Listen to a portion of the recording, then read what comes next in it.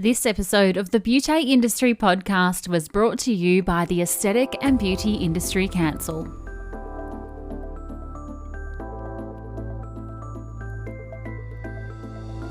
Hello and welcome to the Beauty Industry Podcast, your online support community for the professional beauty industry.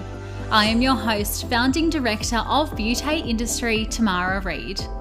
Here we are closing the competitive gap and speaking your language. This is a platform created and dedicated to the professional beauty industry, valuing community over competition. We serve to help connect you with inspiration from industry experts, expand your knowledge through educational pieces, and bring you the latest in product and technology innovation. This is Beauty Industry. Today my guest is Maxine Rose from Soul to Skin Wellness. The ever-asked question, how do I get my contact services to translate into the digital world, is one which therapists often struggle with, but not Maxine.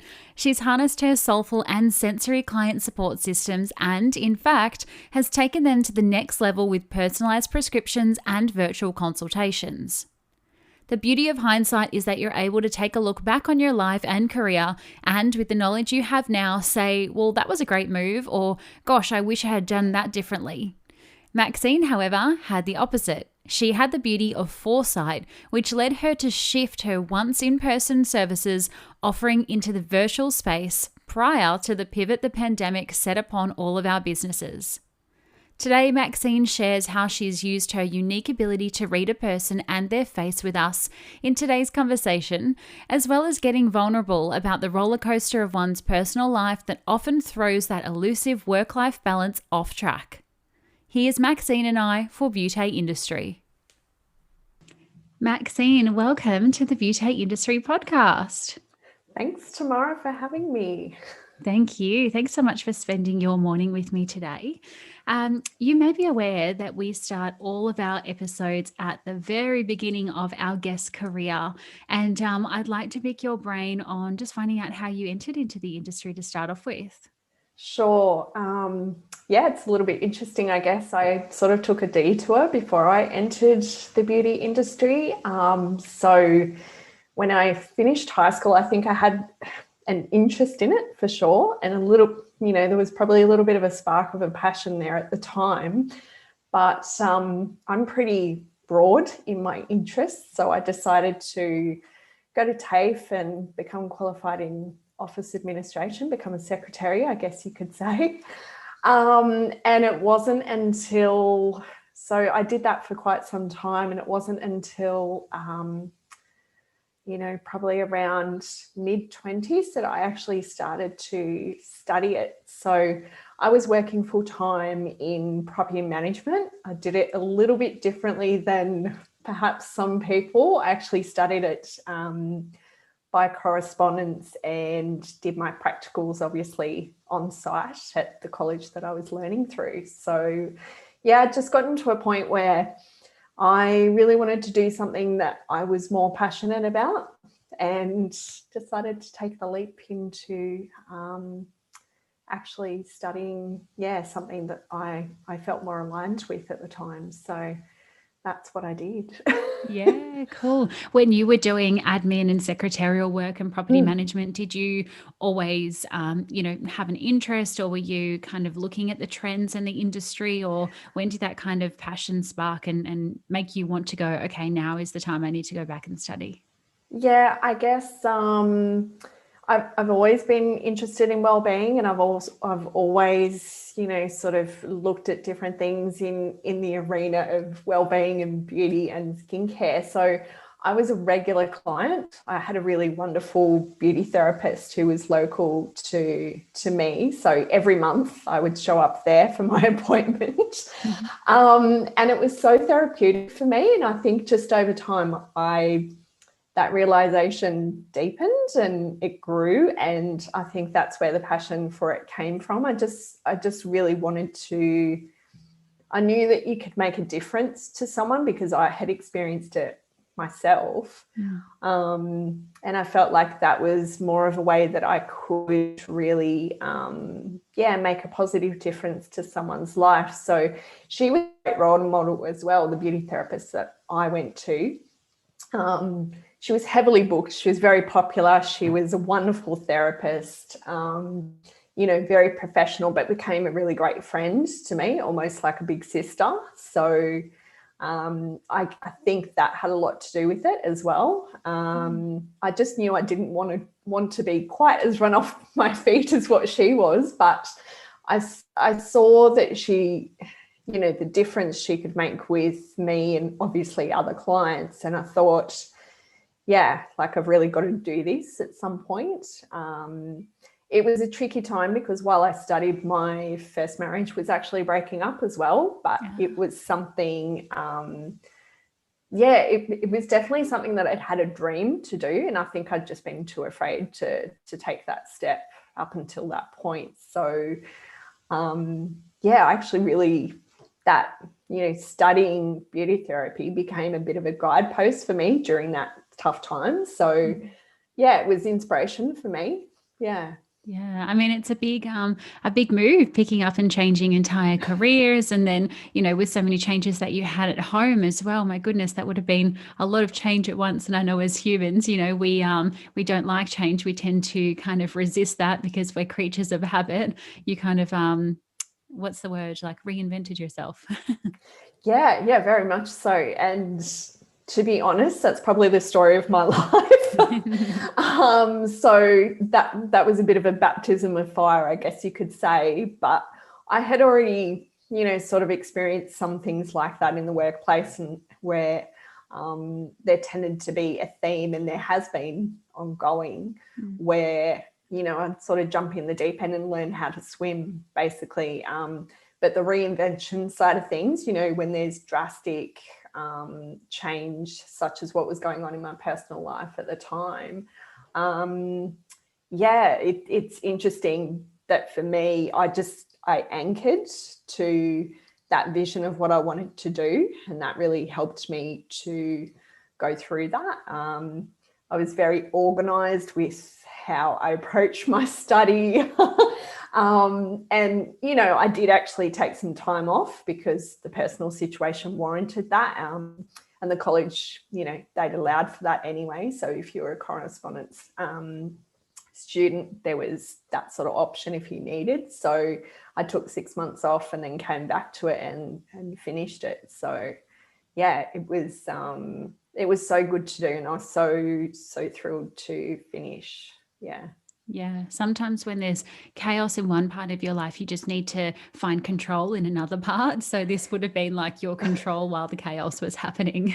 Yeah, exactly. I think, you need to anchor into something somehow. And that's not always possible, is what I've found in other situations.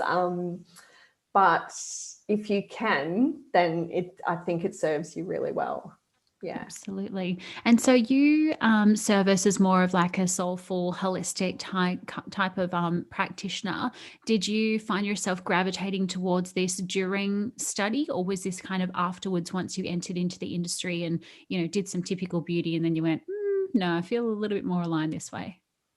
Yeah, a bit of both, I guess you could say. So there was sort of the beginnings of it when I was studying, because in the product knowledge aspect, we the college had, 2 brands that we would do product knowledge in, which were very mainstream beauty, traditional beauty at the time. So this was back in around about 2006. So there wasn't a lot that I was aware of at the time in terms of natural, organic and holistic sort of approaches. Or not that I was seeing or sort of privy to. So we also got a choice to actually do product knowledge in a brand that we wanted to do. So that actually allowed me to open up to a natural skincare brand. So I approached them, asked if I could do product knowledge. Wasn't something that they always did, but they were super happy for that. So that was my first foray into kind of the natural space and something more holistic, I guess. And even then, that particular brand, which is a very well-known Australian natural brand now, they didn't even actually offer retail products back then. So they were strictly professional only, which was, I was very honoured to actually be able to do the product knowledge. So that was my first little inkling. And I just started to research it myself. So it was particularly related to the products, I guess, at the time. But then, that opened up to just along the way, learning about practices and different therapies and more into the wellbeing side of things as well. So not strictly skin. Yeah. Yeah, very cool. And so when along your career did you have that light bulb moment and you thought, actually, I want to do this for myself and become a business owner in my own right? Sure. So I was able to secure my first job was going to be at a beautiful day spa down on the New South Wales South Coast, which was a little bit away from where I lived, but not so far. So I thought, yep, this is great. I'll make the final transition out of property management and go into what I really wanted to do. Unfortunately, that job fell through. And I actually returned to my previous role. So, just temporarily, basically, and then ended up with another position a little bit up sort of further north at a day spa. And I was actually able to combine both my admin and I guess you could say staff skills that I had at that point, as well as my beauty skills. But again, it just wasn't the right environment for me. It was actually, unfortunately, a bit of a toxic culture in that particular business. So I had a couple of false starts. And I guess after that one, because I'd been at that position for a few months, I thought, I really sort of started to question it in terms of, gosh, is this what the industry has to offer, I guess? And it was only 2 places, but it really, I guess I felt a little bit gun shy. So I did actually go back to my property management role full-time for quite a while. And probably about 6 months later, I think I sort of said to myself, I want to do my own thing.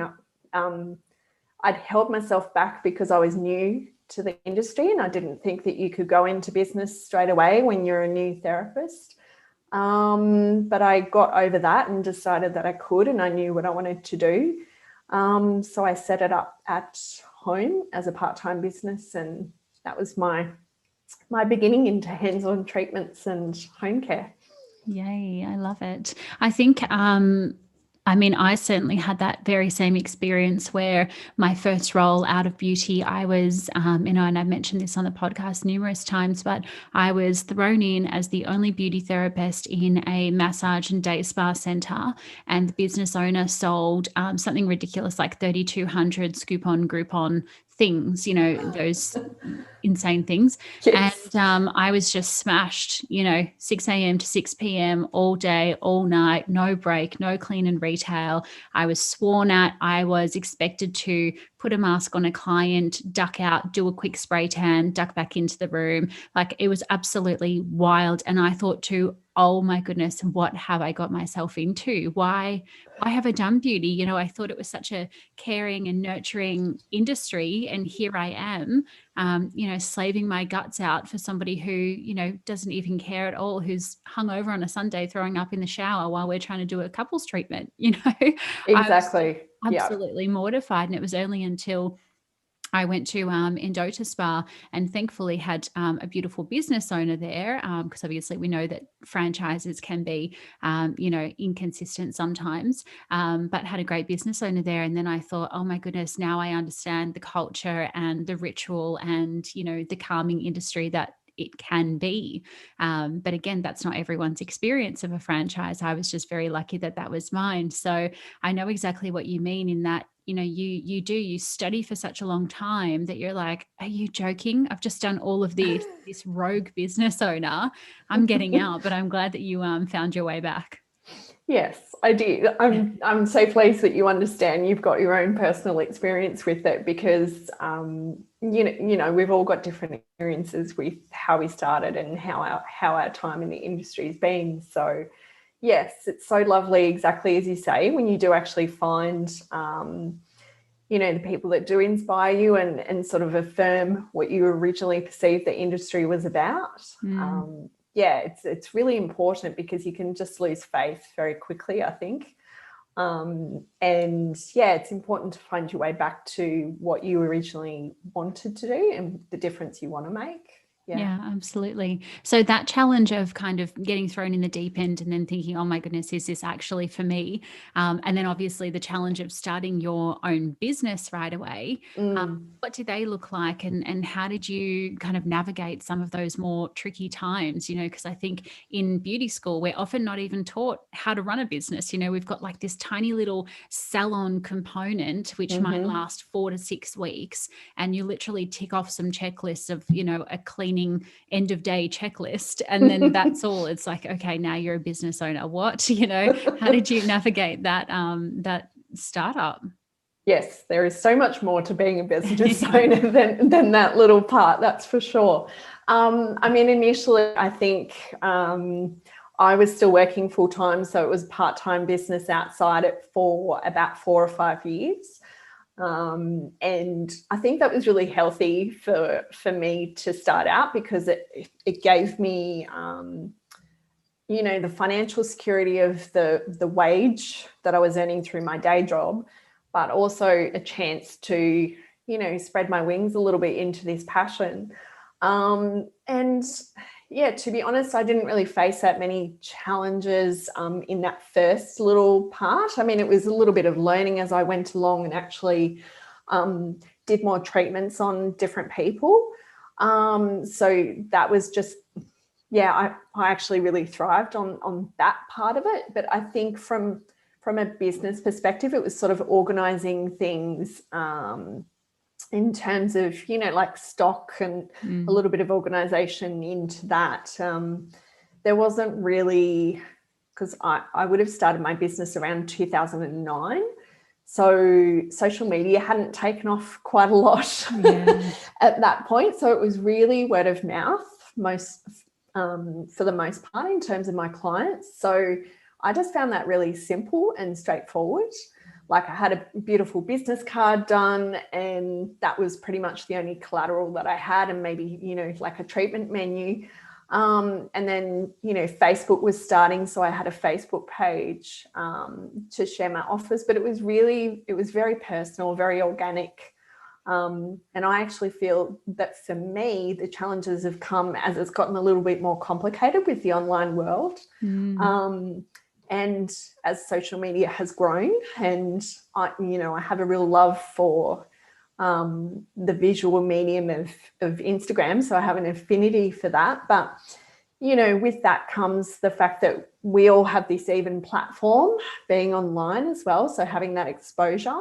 So I think, and my business has changed along the time as well. So after I moved interstate, I wasn't able to set up to do treatments to continue on with that. So I just focused on my day job then, which was in another industry. So that was in retail. So it's really been about having professional support for me at different times, because mental health challenges have come into it personally as well. And that's obviously, that affects everything. So it's interesting that I've chosen to still be a business owner, because it's sort of, that's a lot of personal development in itself. So I think that's a real part of it. But I've had either really great friendships and family, or delved into just a couple of practitioners or one practitioner in terms of professional support, because I think that's super important. We need to look after ourselves as well as our clients, because we're the person who's giving that care or facilitating that care. And if we're not okay, then obviously that plays out in different ways. So for me, it's really been about that. And I guess, again, anchoring to the vision of what I want to bring to people, that's still been a big part of it for me.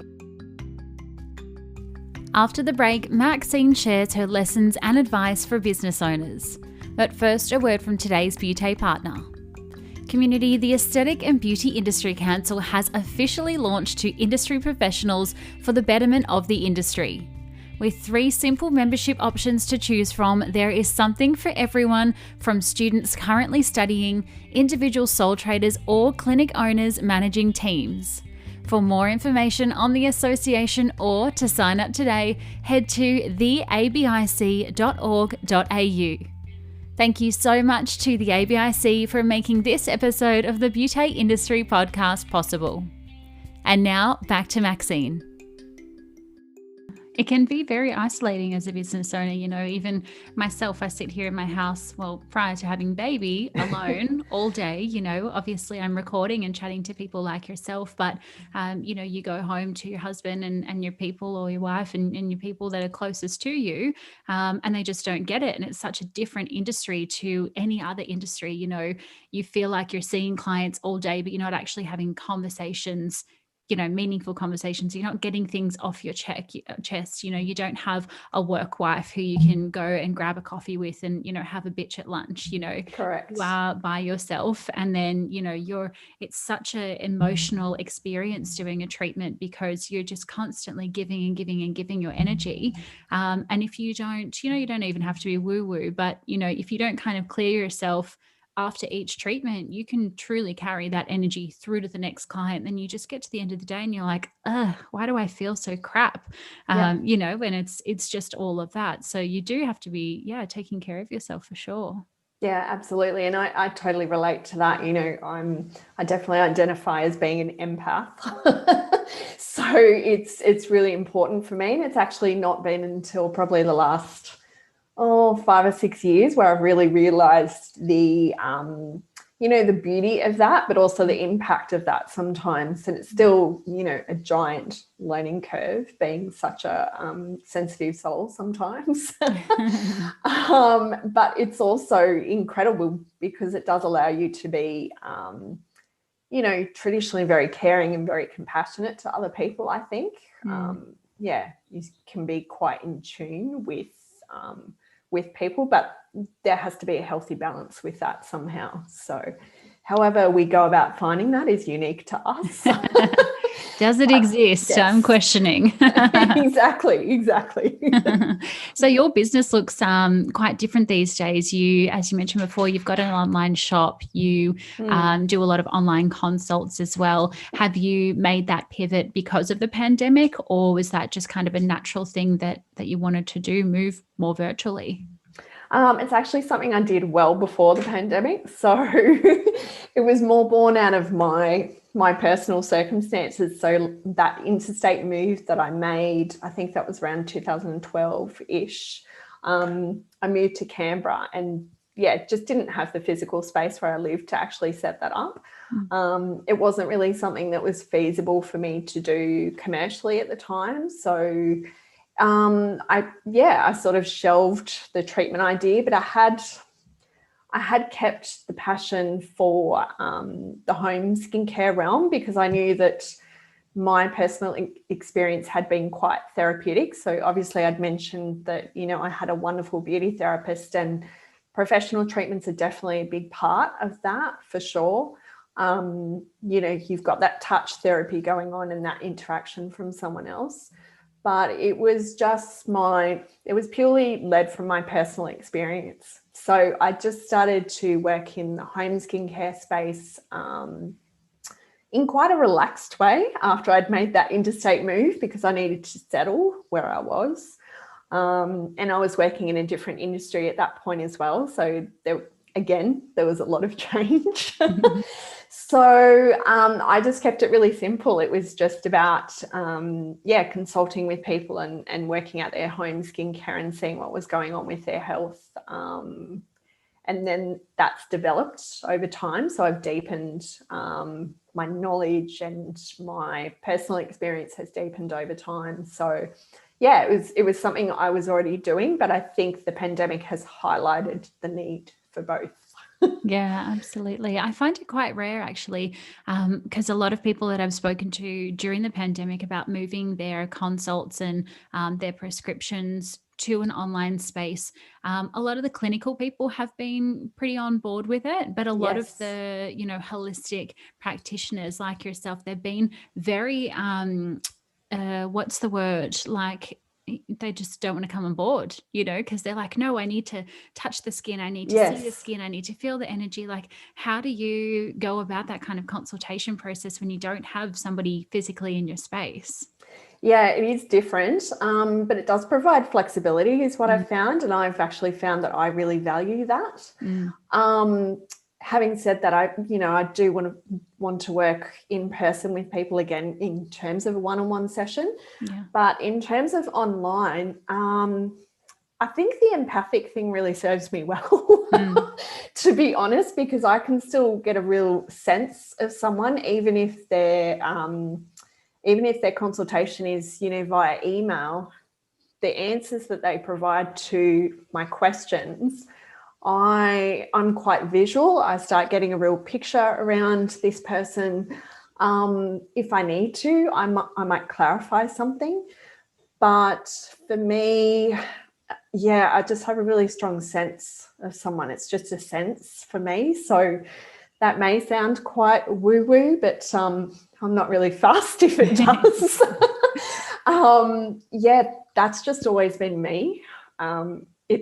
It's something that I probably didn't recognize as being such a strength until the last few years, I guess. Yeah, probably over the last 5 years or so, that's really come to the forefront as to how I can actually use that, but in a beneficial way for both me and somebody else. Yeah. So for me, it's a real sensing thing, and you just develop a feel of someone, whether I'm seeing them or whether I'm simply seeing photos of them, for example. I'm extremely visual, so I just start getting a picture that way. So that might not be helpful for everybody, because everybody is not the same. But for me, yeah, that's how it's worked. And just asking really great consultation questions too. I think that really comes into it as well. Obviously, that's a very practical aspect to it. Yeah, absolutely. I love how you've framed empathy as a strength there, because I think often people see empathy as like a weakness. They're too emotional, too vulnerable. But I love that in our industry, it's certainly a strength. That's very cool.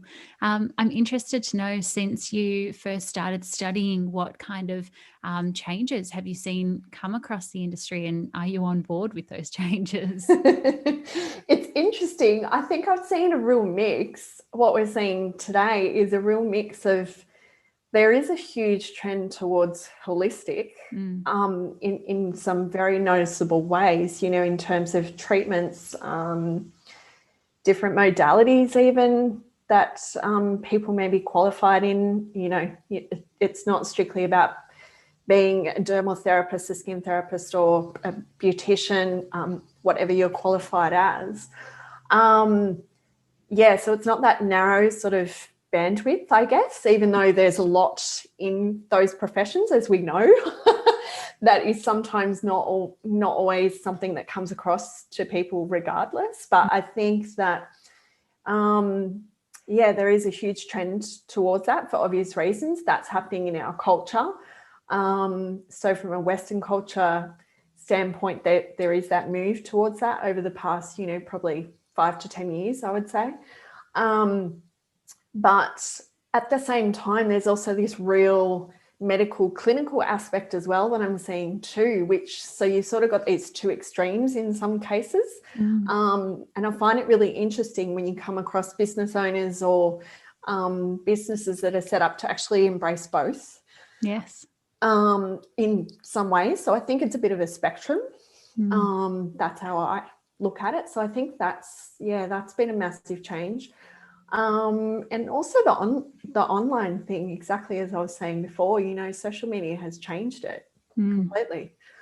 We operate in so many different ways now, and there are some businesses, and it's really interesting when you dive into business culture and doing it in a way that actually suits you. You can still, do things sort of old school, old fashioned, so to speak. So, there are some businesses that don't choose to, go what's expected now with the online space. Some do, and it's just, it's really finding what works for you. So I think they're the two key things that I've seen happen. And with that holistic move as well, there's so many more products now available to us as well on the whole, but definitely in the organic space, that's grown hugely. Yeah, absolutely. And I think we're seeing a lot of the more clinical side of a treatment results and treatment outcome actually come back to the more holistic side. If we are feeling down, we know that presents on our skin. If we are feeling happy, our skin can be radiant and glowing. So it's quite interesting that they almost feel polar opposites, but they're actually so interlinked that, we don't even realize how closely connected they actually are.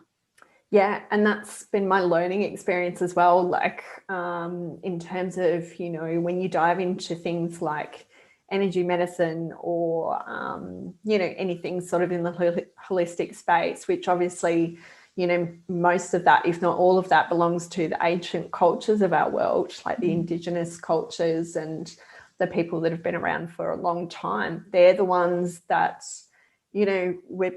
we're initially being informed by, and then sort of science comes along and confirms a lot for us, I guess you could say, and sort of puts it in a different context. So they do complement each other, and they are most certainly connected, as you say. Yeah, absolutely. Your product range is quite a different product range there. How did you find such a cool range, and what makes it so unique? Yeah, it's a beautiful range. It's certified organic Ayurvedic skincare, and I think I've said that incorrectly, but that's a hard word to say. It is, and sometimes I get it right and sometimes not. It's a beautiful brand based in Melbourne that I retail and stock. So I seem to have this knack of coming across brands when they're just starting or before they've started. And that was the case with this one. So I think I saw them initially on Instagram, and this was in 2017 when they were launching. They hadn't actually yet launched, but they'd started their Instagram account.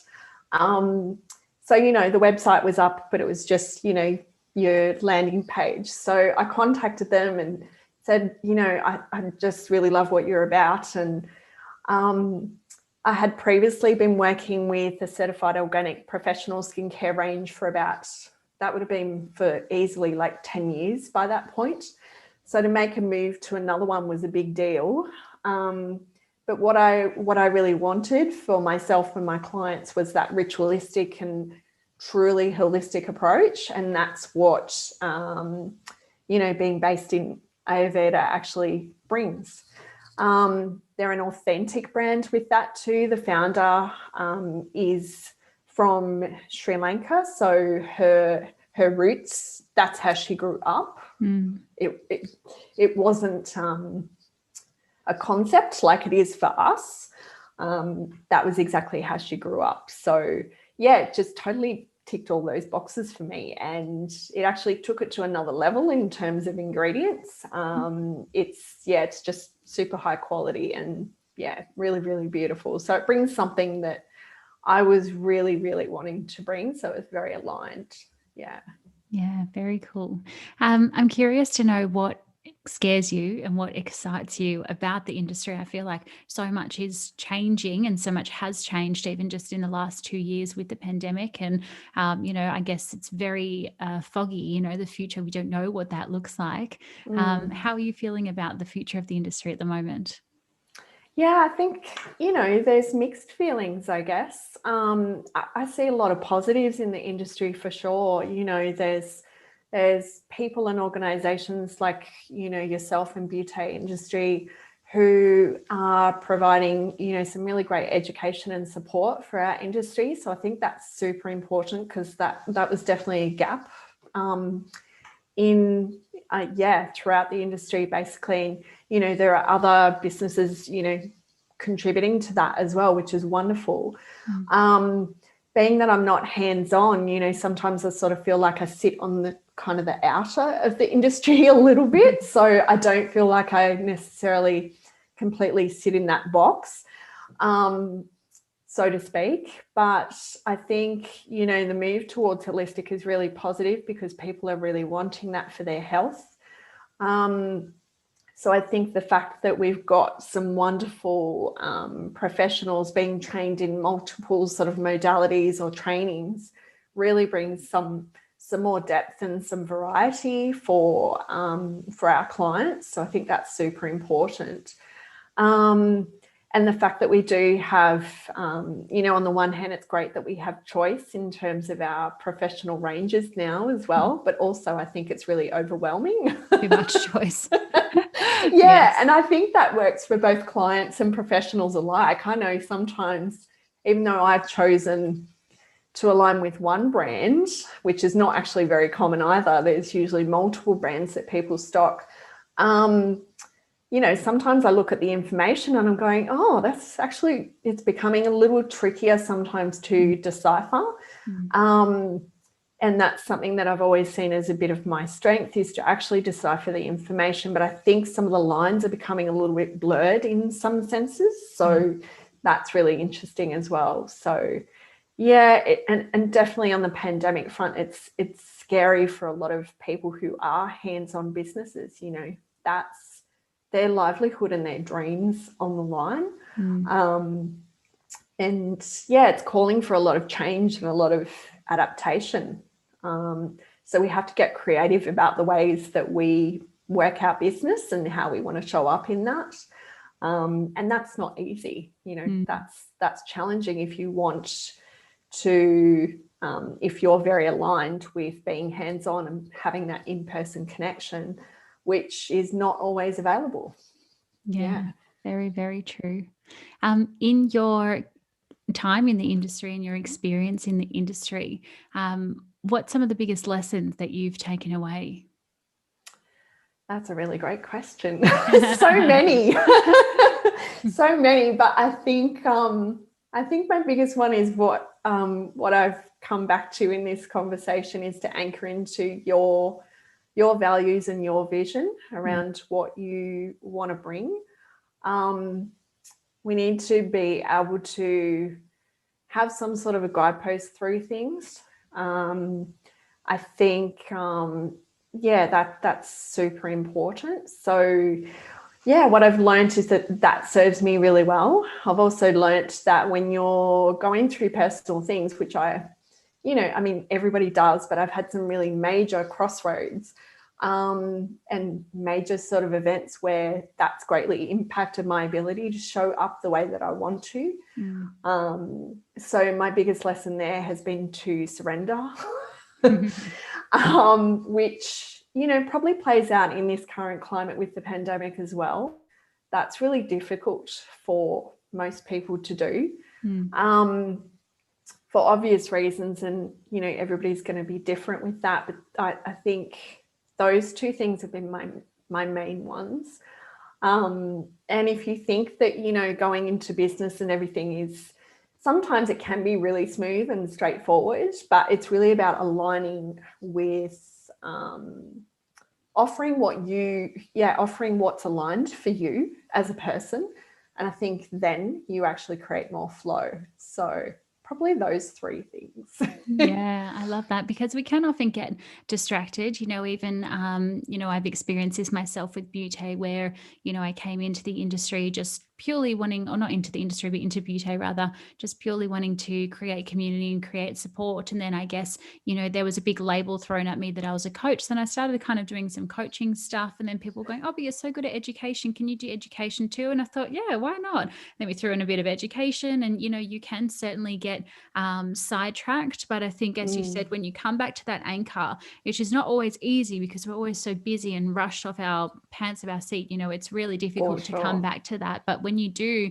and you sit in that, you go, why the heck am I doing all this other stuff? It doesn't even serve me, and I don't even like to do it anymore. But I think the magic is finding that time to sit down and get back to base. Yeah, absolutely. And you've said it spot on right there. It is very easy to get distracted, and that distraction can take many forms. And I've definitely experienced that myself along the way. So yeah, it's really about having that vision and that dream, and cultivating and staying with that, however that looks for you. It's tricky, but it's definitely worth it for sure. So I think this year has been particularly insightful for me in terms of how that actually has transpired. Really great support that I've had that I haven't had prior to now has really served me in being able to stay true to what I really want to achieve. So yeah, however you find that for you is great. Absolutely. Maxine, it's been so special to chat with you today. Thank you so much for being so open and vulnerable and sharing with our audience. Oh, thank you so much for having me. I really appreciate the opportunity to share, and I hope it's been helpful for people as well.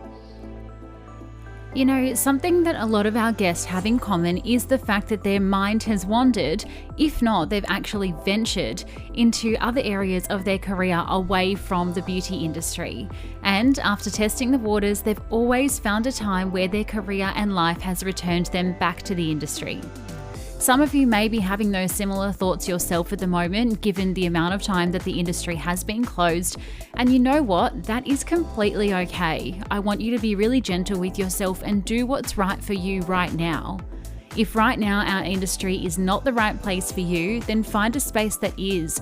And you might even find that you'll wind up back here at the right time when you least expected it.